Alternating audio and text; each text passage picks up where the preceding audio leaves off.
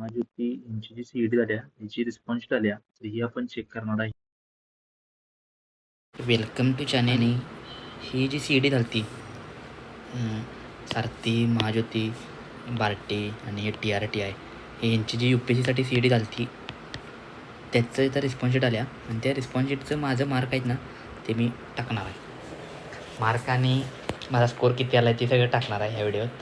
तर मी ॲक्च्युअल म्हणजे इकडं जे माझं चेक केले ते पण टाकतो इकडं OMR शीट आणि कोणते क्वेश्चन चुकले ते. तर चालू करूया आपण इथनं. ही शिफ्ट आहे बघा 11 ऑगस्ट 2024 आणि बॅच स्टार्ट 3 ते 5. ठीक आहे. तर पहिला क्वेश्चन माझा करेक्ट आला आहे. पहिला क्वेश्चन करेक्ट आला आहे. त्यानंतर दुसरा पण करेक्ट आहे. नाही, दुसरा करेक्ट आहे. तिसरा हे बघा 2 आणि 4 दक्षिण कोरिया आहे. मी जपान केले. नाही, मी जपान केले. दक्षिण कोरिया त्याचा आन्सर आहे. त्यानंतर चौथा क्वेश्चनचं उत्तर आहे मलेशिया. मी सिंगापूर केले. हा चुकला आहे. म्हणजे जे करंट अफेअरचं जास्त क्वेश्चन आहेत तेच माझं चुकले आहेत. बाकीचं बरोबर आहेत. म्हणजे तुम्ही बघशीलच पुढं 306 रेझिलँड हा पण बरोबर आहे. त्यानंतर हा पण जर्मन डुलॅम हा बरोबर आहे. हा असा गोळी मारलेला हा करेक्ट आला आहे. त्यानंतर हे बाबेल मंडाप हे काय सोप्पा होता. ठीक आहे. त्यानंतर हा जरा अवघडच होता. हे तर मी गोळीच मारलेली 309 निगेटिव्ह मार्किंग नव्हतं त्यामुळं तर तो चुकला आहे. त्यानंतर हा प्रश्न कसं काय मला चुकला मला पण माहीत नाही. इथं मला वाटायला ते का उत्तर आलं 310. ठीक आहे. त्यानंतर हे काही गोळीच मारलेली 311. त्यानंतर 312 थोडं माहीत होतं हे 312 त्यामुळे हा करेक्ट आला आहे. ठीक आहे. त्यामुळे हे महाराष्ट्राचा स्टेट बर्ड तर नाही आहे एवढं तर माहीत होतं.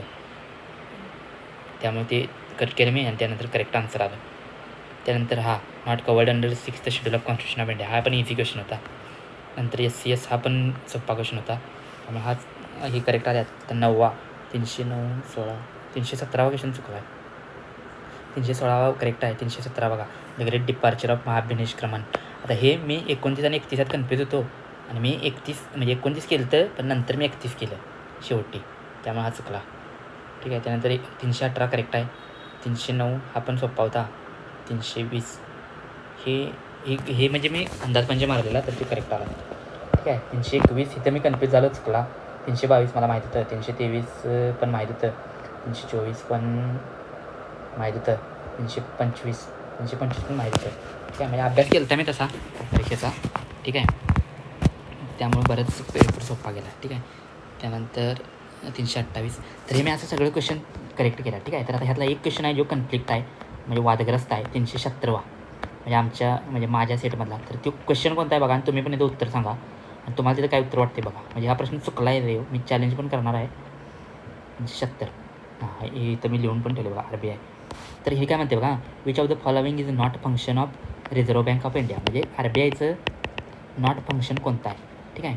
तर हे काय प्रिंटिंग ऑफ करन्सी हे तर फंक्शन आहे. ठीक आहे. त्यानंतर मॅनेजिंग फिजिकल पॉलिसी. आता मॅनेजिंग फिजिकल पॉलिसी हे फंक्शन RBIचं नाही आहे. हे कुणाचं फंक्शन आहे तर गव्हर्नमेंट ऑफ इंडियाचं आहे. म्हणजे government of Indian minister of finance आहे. ठीक आहे. त्यामुळे हे उत्तर आलं पाहिजे बरोबर. आणि इन्शुरन्स सेक्टर. आता इन्शुरन्स सेक्टर इनडायरेक्टली RBIच कंट्रोल करते. म्हणजे IRDA ही बॉडी आहे पण इनडायरेक्टली पण हेच कवर करते. ठीक आहे. आणि जे controlling the money and supply credit हे तर RBIच करते. हे माहीत आहे सगळ्यांना. ठीक आहे. मग आता तसं बघायला गेलं तर ह्याचं उत्तर आहे ह्या प्रश्नाचं हे दोन्ही पण येऊ शकते. ठीक आहे. म्हणजे बघा which of the following is not function of RBI. आता हे दोन्ही पण फंक्शन RBIचे नाही आहेत. ठीक आहे. म्हणजे फिजिकल पॉलिसी पण नाही इन्शुरन्स सेक्टर पण नाही आहे. आणि मी काय केले कॅन्डिडेट आन्सर काय आहे मॅनेजिंग फिजिकल पॉलिसी हे नाही आहे. ठीक आहे. मग मी हे टिक केलं आहे तरी पण हिने मला चुकीचं दिलं आहे.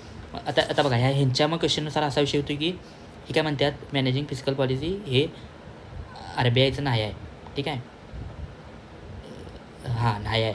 तर मग रेग्युलेटिंग ते आहे असं उत्तर होते ना. त्यामुळे हा प्रश्न तर चुकीचा आहे दोन्ही ऑप्शनमुळं. ठीक आहे. म्हणजे ह्यालाच मला चॅलेंज करणार आहे. बाकीचं क्वेश्चन म्हणजे बऱ्यापैकी आहेत बरोबर आहे. म्हणजे मला कुठलं वादग्रस्त प्रश्न वाटलं नाहीत बाकीचं.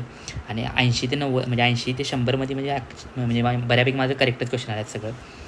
का तर मी त्याचा अभ्यास केला होता ह्यावेळी. म्हणजे थोडं करूया का तर UPSCचा पण फॅक्च्युअल पेपर होता आणि म्हणून म्हणलो की थोडं व्यवस्थित अभ्यास करूया म्हणजे ना UPSCचा पण पुढल्या वेळी फायदा होईल. ठीक आहे. तर आता माझा स्कोअर तुम्हाला सांगतो. तर हे बघा एवढा हा माझी रिस्पॉन्स शीट आहे. ठीक आहे. म्हणजे मी काय केलं आहे क्वेश्चन इकडं मी चेक करालतो आणि इकडं असं टिक करालतो. ठीक आहे.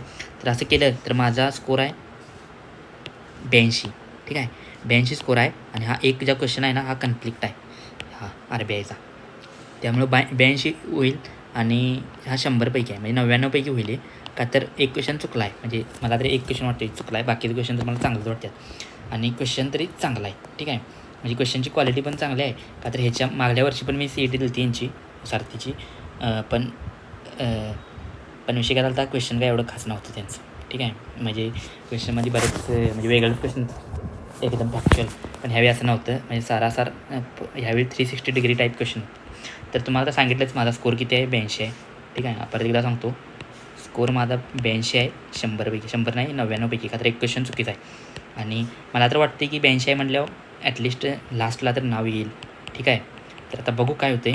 आणि तुम्हाला पण काय वाटते, तुमची कोणती शिफ्ट होती आणि तुमचा स्कोर काय, तर हे मला कमेंटमध्ये सांगा. आणि मी थोडं एक व्हिडिओ पण टाकलं की मी काय काय अभ्यास केला होता ते, का तर ते टाकलं की म्हणजे पुढल्या वर्षी करणारे ना अभ्यास त्यांना पण जरा बरं वाटेल, म्हणजे बरं वाटेल म्हणण्यापेक्षा म्हणजे बरं पडेल की काय काय वाचायचं आणि काय नाही वाचायचं किंवा काय अभ्यास करायचं ते. ठीक आहे, आणि ह्यावेळी सर ठीक आहे, एवढंच मला सांगायचं त्यातनं. तर व्हिडिओ आवडला तर लाईक शेअर सबस्क्राईब करा. आणि अजून पण मी व्हिडिओ टाकणार आहे, ह्यातलं कोणकोणते क्वेश्चन कन्फ्लिक्ट आहे ते. आणि त्यामुळं हा प्रश्न चुकला आहे बघा, करेक्ट आन्सर फ्लोरीन होतं, मी क्लोरीन केलं इथं. राव हे मी कन्फ्यूज झालं फ्लोरीन आणि क्लोरीनमध्ये. ठीक आहे, पण काय अडचण नाही, असं वाटतं आता पण 82मध्ये होईल मला असं वाटते तरी. आणि अभ्यास तर आपण केला, त्यामुळे बघूया काय. व्हिडिओ आवडला तर लाईक शेअर सबस्क्राईब करा. बाय.